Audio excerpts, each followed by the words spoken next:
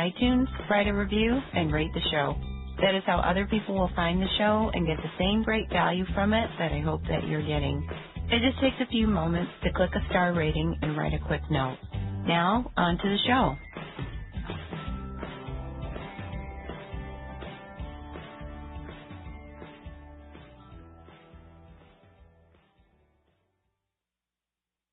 Well, hi, everybody. This is Dr. Diane Ansari-Winn. I am so happy to be interviewing Michael Bloom, who is a certified professional coach and caregiving without regret expert. Michael is the author of the book, The Accidental Caregiver Survival Guide, Your Roadmap to Caregiving Without Regret. He has a wealth of practical experience as both a family and professional caregiver, and he has guided hundreds of caregivers to stay energized and committed to caring for their loved ones by providing soul-saving coping strategies, support, and sharing his expertise and experience. Michael is also a very dynamic speaker and an advocate for caregiving and support for caregivers. Welcome, Michael. So happy to have you here today on the From Burnout to Brilliant interview series. Thank you so much for coming.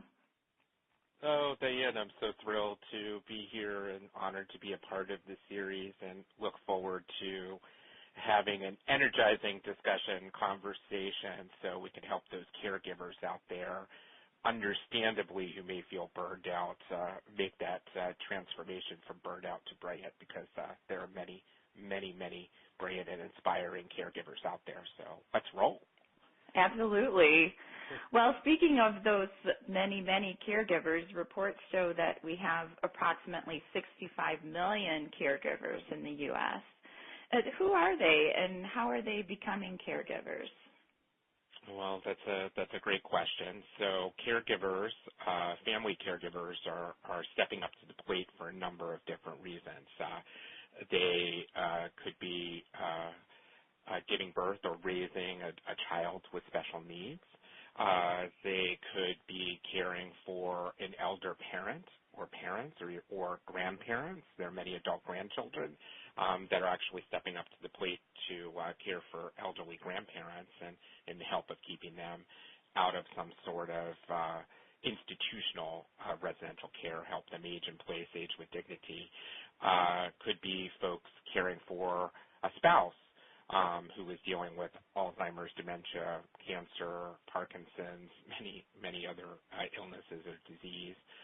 Could be somebody, any member of a family who may have come about with an acquired brain injury, or somebody who has suffered from, God forbid, having a car accident or any other type of accident out that could be in the workplace, or one of our treasured veterans who have returned from serving overseas and ended up with some injury and actually are family members who sacrificed to send their loved ones to defend our freedom, often make a lifelong commitment to care when they're caring for the loved one who returns with PTSD or some other injury or form of illness. So care can take many forms. One of the things that we're finding is, as you said from that statistic, there's approximately 65 million people here in the United States serving as caregivers, and many, many hundreds of millions from around the world. If we think about the aging of our population, thanks to the baby boomers, we're actually going to also have a caregiving boom as that population ages. Currently, I'm a bit of a statistical junkie, so I'll kind of share this. I love it too. I love data, so please share. Well, AARP actually shared just within the past few years that I think in 2014 it was found that for every American over the age of 80, there's potentially 7 people available to care for that one elder over the age of 80. And we hear things about, the concerns about Social Security or Medicare coverage, running out or drying up because of this aging, this aging boom that's really happening before us. In 2030, the ratio will be for every elder over the age of 80, there'll be 4 people available to care for them. And by 2050, that ratio will go to 3 to 1. So when I address groups, at live groups, especially with young students, and, I know and you're a former medical student, so I don't know if you had this experience, but I know I've heard that often medical and law students, when they enter and undergo orientation, I've heard deans will actually say to them, it's a hard course, hard journey you're going to be on, and look to your right and look to your left. One out of the 3 of you is likely not to be here. Congratulations. I like to say to students or young folks, look to your right and look to your left, because at least one of the 3 of you is going to be a family caregiver. So you may as well start to get acquainted with this now. So so that's really the array of what can bring people into the caregiving role, and many more people across generations.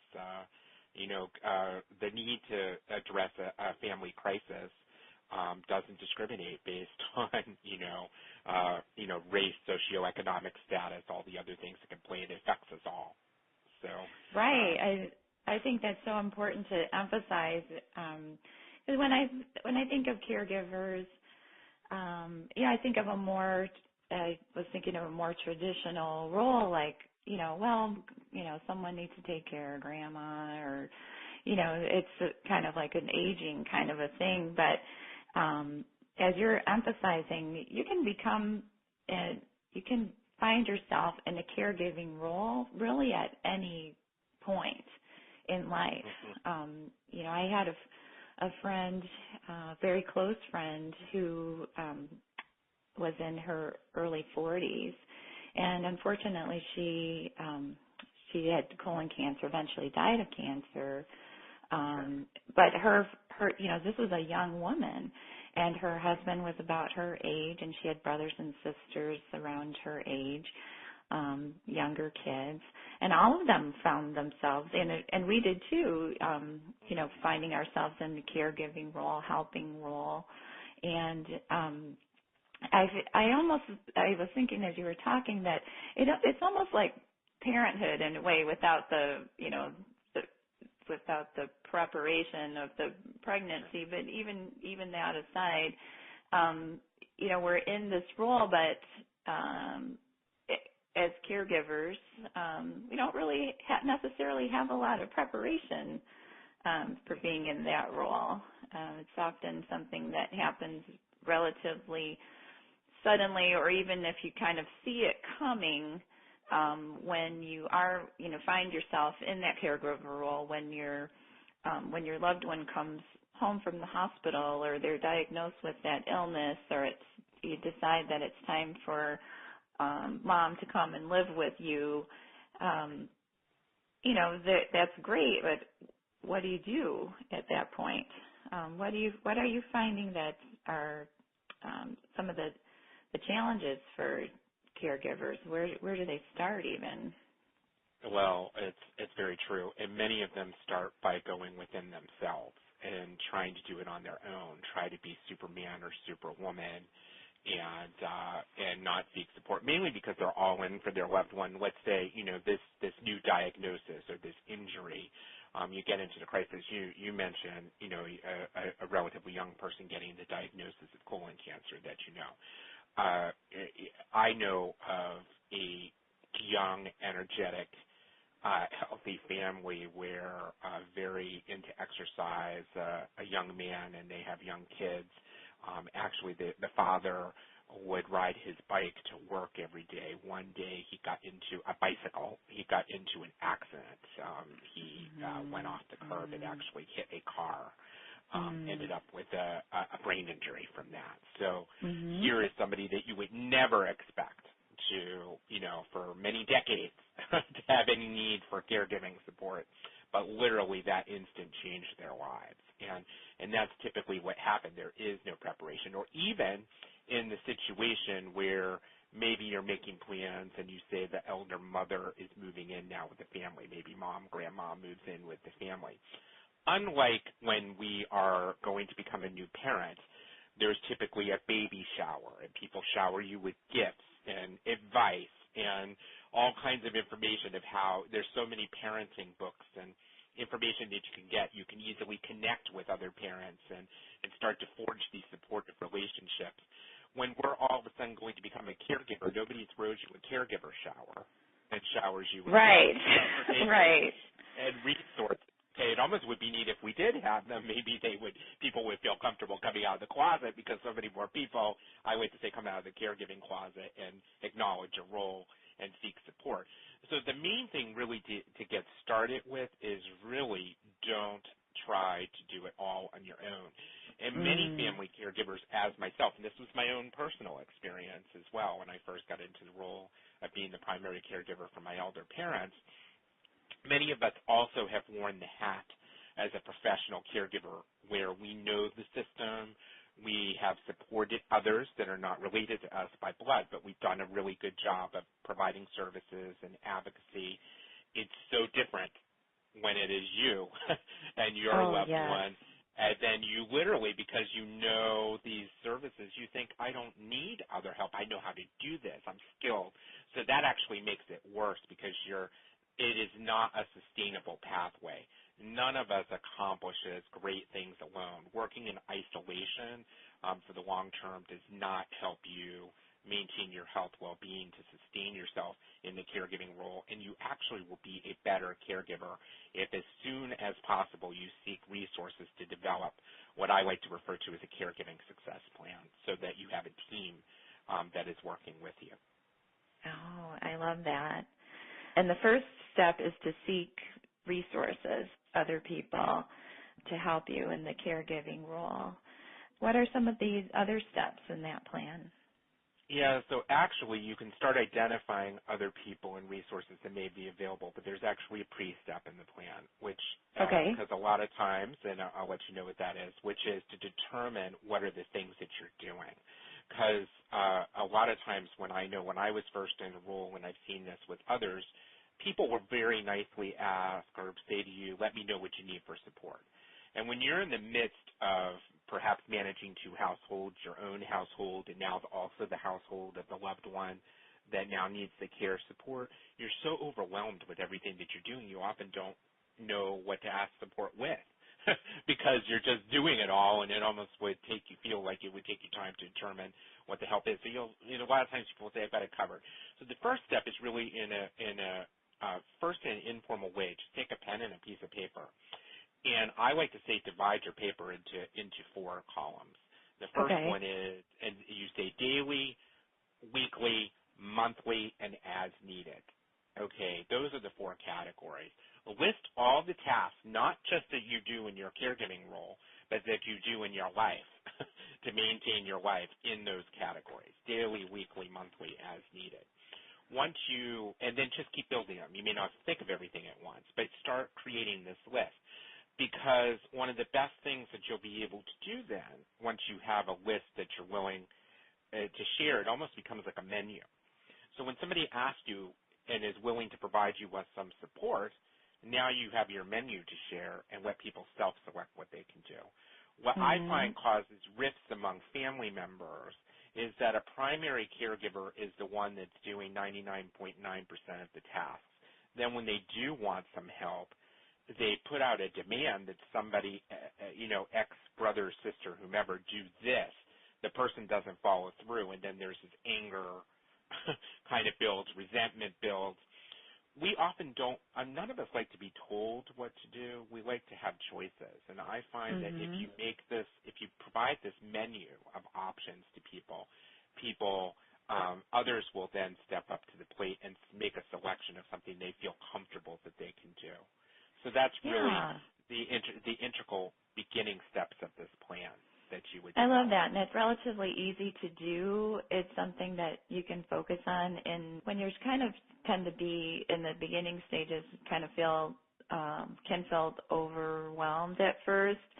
You can just think right through your day. I actually read an article about this at Time Magazine, maybe real simple. Just this past month, it was actually from the perspective of the person that's being cared for, but it's the same principle where you just think of what your day looks like and the things that need to be done. And it can be, and they had a number of caregivers that came in and out, caregiver assistants, so to speak, friends, family, other resources in the community, like Girl Scouts, like volunteer organizations, like service organizations that are looking for opportunities to help. And they would just have them do simple things, maybe things that would take only 20 minutes, is looking through your day, like, meal preparation could be one thing, cleaning, and simple things like, I need somebody to, like, buy light bulbs. I need someone to pull the weeds. You know, the grass is still growing while you're taking care of your loved one, and, you know, the groceries still need to be bought, the dishes still need to be done, and all of those things are extra tasks that can add to the number of things that a primary caregiver is doing. So, and those are things that they don't have to be very personal things. You don't have to let people into your, you know, personal space if you don't want to. You can definitely decide which of these tasks need to be done. You know, for example, I was just talking to someone that's taking care of their mom, and they had the opportunity to, through their insurance, to have somebody come in and cook meals or do laundry and that kind of thing. And they really didn't want that necessarily, and so I suggested, why don't you just have them come and sit with your mom? And that way, at least it takes you off of that hypervigilant mode where you're always listening, you know, at least for a couple hours. You can still even be there. You don't necessarily have to get out of the house or go away if you don't feel comfortable with that. Yes. But just something to take you out of that, what I call hypervigilant mode. You're just always listening, always wondering how they're doing, and, you know, just to give your mind a little break. Well, and that's understandable, you know, because most of us who get into this caregiving role, we're so all in, and even if we do that, we can feel guilt when we're doing something for ourselves that's outside of that caregiving responsibility if somebody else comes in, and that's probably one of the biggest hurdles to get over. I know even for myself, after my dad had passed and I was then just caring for my mom for a few years initially, well, I know you're a fellow certified coach as well. I decided actually to go back and pursue coach training, and my mother was very supportive of that, but the coach training program involved me doing some weekends away for in-class. Right, it does. And so this really was, okay, so how was I going to do that comfortably? So it was here, the in-class learning was in the state, but it was a long right away. The first weekend I did it, I commuted back and forth. But then I decided it would be neat if I could actually the second weekend go and stay. So I actually talked to female friends and family members and my mother, and we actually came up with a girls' weekend for my mom. So some of my one of my female cousins and two of my female friends each took a day and rotated and had girls' weekend with my mother, and she loved it. Everybody loved it. It was just a great thing. And actually that experience was the impetus to realize I could, you know, pull away, and everybody was then involved in something that was really enjoyable. It was a win-win. I had my energy restored. I came back and was a better caregiver because of that. And I really think that it's important for caregivers to realize that it's actually a sign of strength, not weakness, when you seek support, and that you will actually provide a higher quality of care if you do take those moments of respite, those periods of respite. So critical for the long term to sustain. Right. Let's see. We have determined things that you're doing, so you can, when people ask for if they can help you or when you're asking for help, you can get those things taken care of. Seek resources, and as you were saying, not just for like those daily things, but how can you give yourself some time to renew, and how can you give the person that you're caring for some fun? I mean, this isn't all bleak necessarily. You know, this is spending spending time and caring for someone that you love doesn't have to lead into burnout. And I guess that just leads us into, since we are talking about burnout to brilliant, what are some signs specifically of caregiving burnout? And we've talked some about it, but how can caregivers avoid caregiving burnout? It's definitely not inevitable, and the time that you spend with your loved one doesn't have to be all drudge and work. I mean, you can, this is someone that you love, but it'd be good to be able to enjoy that time together, that caregiving time as well. Absolutely. Yeah. So it's a great question. So some of the signs of, the number one ingredient that really leads to burnout is stress. And stress and exhaustion will creep up. So some of the physical signs that show up: lack of sleep, lack of the ability to get a quality night of sleep or consistent sleep, changes in your appetite, whether you, some people stress eat and some people stress starve. I'm one of the stress eaters, so I like to say I had the caregiving 40 experience. So when I was, so you might see, major changes in your appetite. Lack of interest in things that used to interest you. So like hobbies that you may have really enjoyed that you start to put, that you put aside. Starting to isolate more. It's really natural for a lot of us to restore our energy from alone time.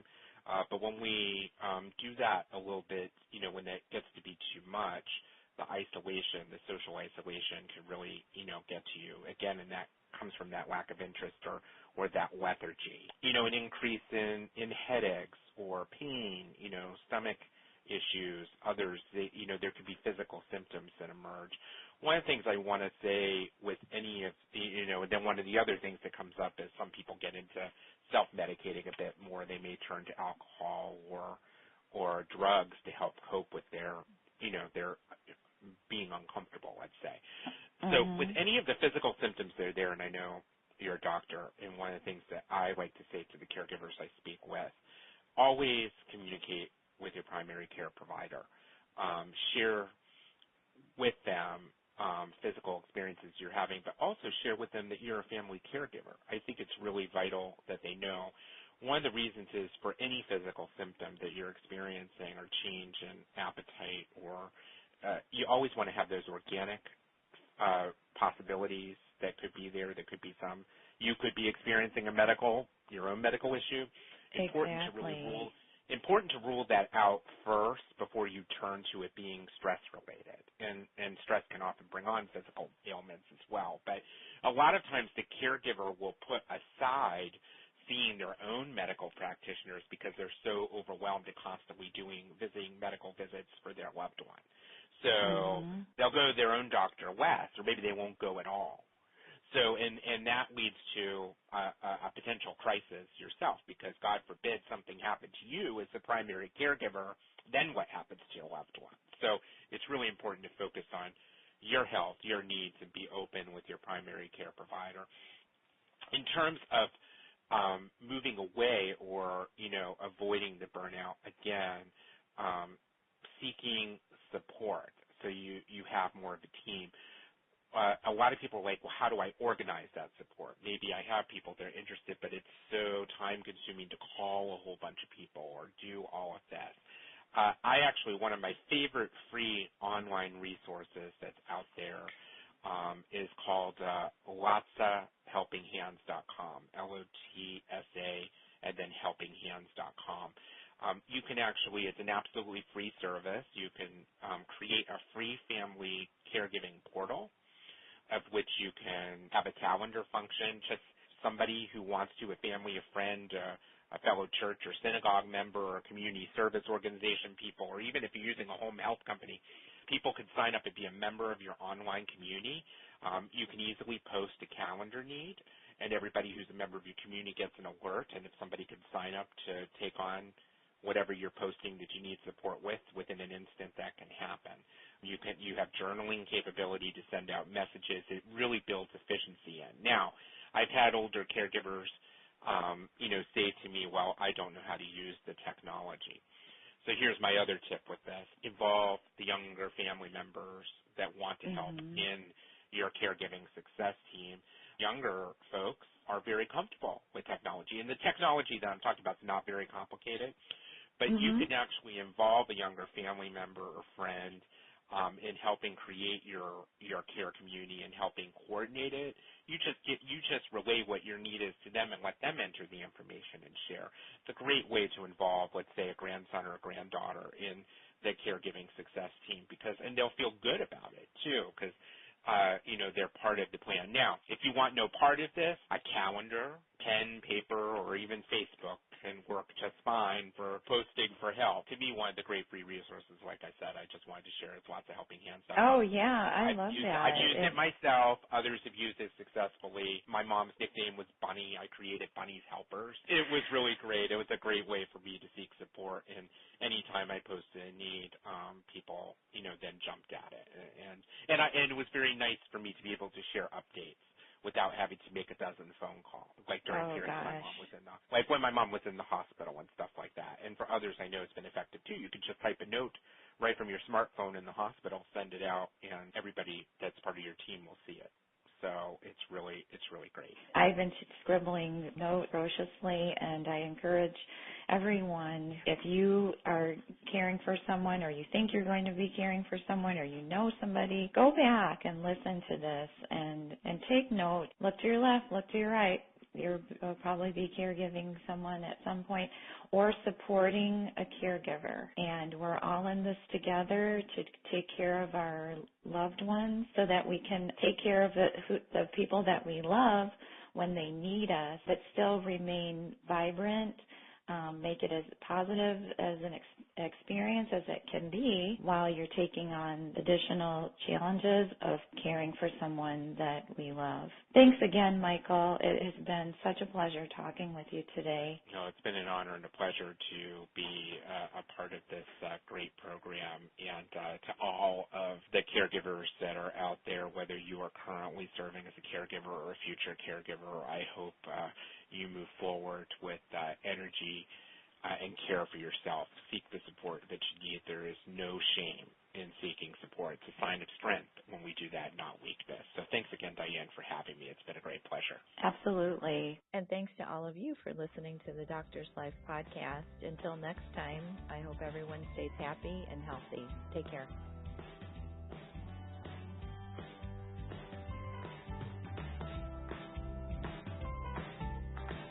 You've been listening to the Doctor's Life podcast with Diane Ansari-Winn, MD. Go to www.dianeansari-winn.com to read show notes, listen to past episodes, share your comments and show ideas, and pick up your free PDF and video of easy and proven strategies that will melt your daily stress away. That's www.dianeansari-winn.com.